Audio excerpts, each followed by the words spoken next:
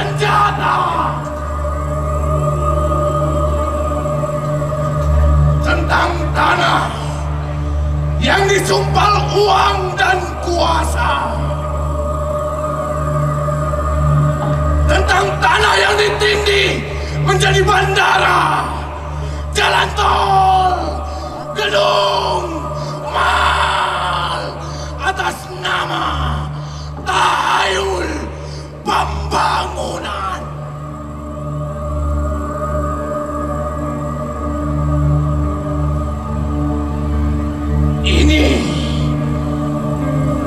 Ini tentang tanah yang dilupakan.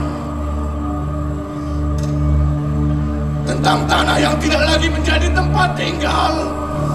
Tanah yang tidak lagi menjadi kampung halaman. Tanah yang sudah tidak lagi menjadi sawah.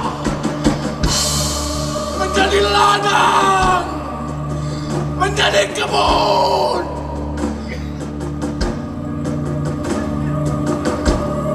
Tanah yang sudah tidak lagi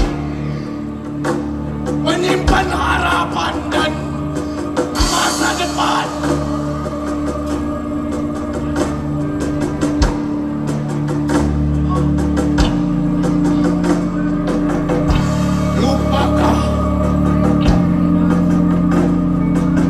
Lupakah kita?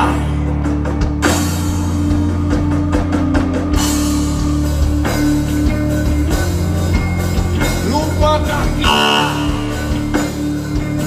bahwa tanah, air adalah amanat bagi anak cucu?